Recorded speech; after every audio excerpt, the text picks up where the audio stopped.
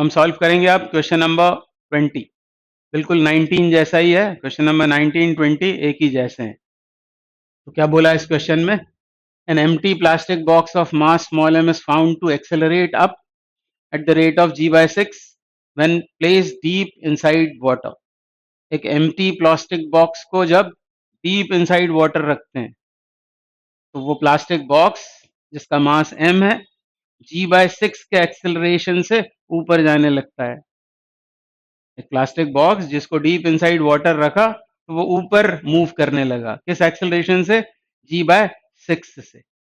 ऐसा क्यों हो रहा होगा? तो ये दिखाया मैंने वो प्लास्टिक बॉक्स, इसका मास तो हमको गिवन है स्मॉल m, वॉल्यूम हम मान लेते हैं उसका v है। तो कौन कौन से फोर्सेस उस प्लास्टिक बॉक्स पर आएंगे? तो एक तो होगा उसका वेट, मास m है तो एक फोर्स होगा mg डाउनवर्ड्स, दूसरा होगा अपथ्रस्ट। अपथ्रस्ट, अभी अपथ्रस्ट कैसे मिलेगा हमको? Volume of the box into density of water into g, तो अपथ्रस्ट मिल जाएगा हमको। और इन दोनों फोर्सेस के इन्फ्लुएंस में वो बॉक्स g/6 से ऊपर जा रहा है, ऐसा क्वेश्चन में बोला हुआ है।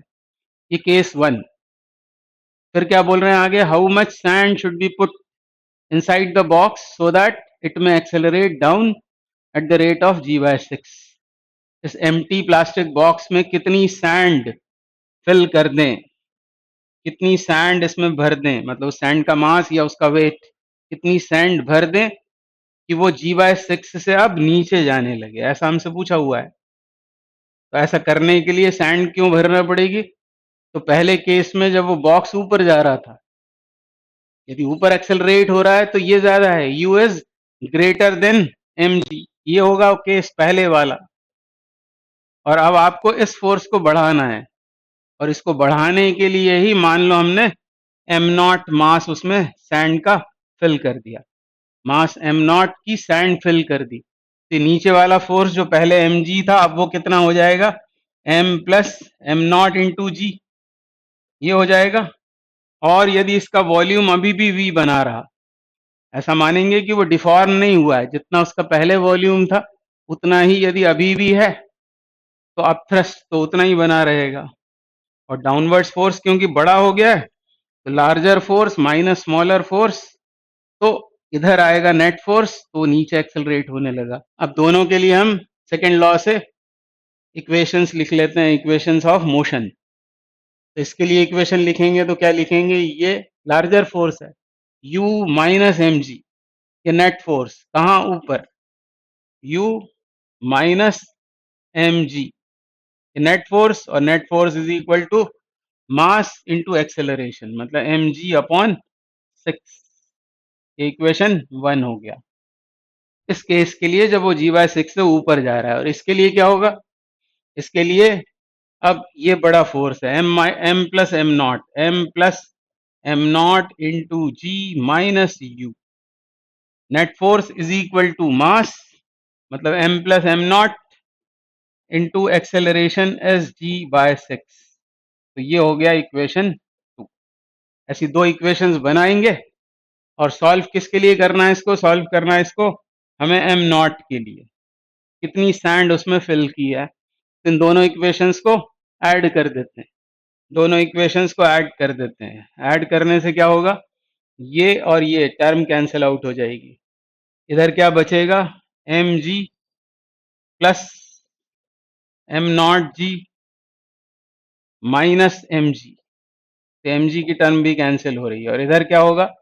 g/6 कॉमन कर दें, यदि इन दोनों को ऐड कर रहे हैं और इसमें से g/6 कॉमन में लिख दें तो अंदर बचेगा m प्लस m, मतलब 2m प्लस m0, ऐसा हो जाएगा ये। और आगे इसको सॉल्व करने के लिए पहले तो इनको कैंसिल करें, ये कैंसिल आउट होने के बाद फिर क्या होगा? फिर ये g भी कैंसिल हो जाएगा, तो इस तरफ बचेगा सिर्फ m0 जो हमें चाहिए है। और नहीं, अभी तो ये भी बाकी है, तो m0 इधर आया, 1/6 का इसमें मल्टीप्लाई करेंगे तो ये हो जाएगा m/3, ये 2m इंटू 1/6 मतलब 1/3 हो गया ये, प्लस m0/6, m0/6, और इसको ट्रांसपोज करेंगे m nought minus m nought by 6 is equal to m by 3। तो आगे इसको सॉल्व करें तो 6 m nought minus m nought 5 m nought 5 m nought by 6 equals to m by 3। अभी भी सॉल्व नहीं हुआ, ये 3 से 2 बार कैंसिल और फिर क्रॉस मल्टीप्लीकेशन, क्योंकि हमें तो एम नॉट चाहिए। तो फिर एम नॉट बराबर कितना हो जाएगा 2m बाय 5, 2m अपॉन 5। ये इस क्वेश्चन का आंसर है। तो दोनों मिलते जुलते क्वेश्चंस हैं। कौन कौन से? 19 और 20। दोनों में फिर एग्जाम में आपको समय खराब नहीं करना है अपना, ये याद रख लेना चाहिए कि ऐड करना है, ऐसी दो इक्वेशंस बनाना है, उनको ऐड करना है और बस आंसर आ जाएगा आपका। Thank you very much.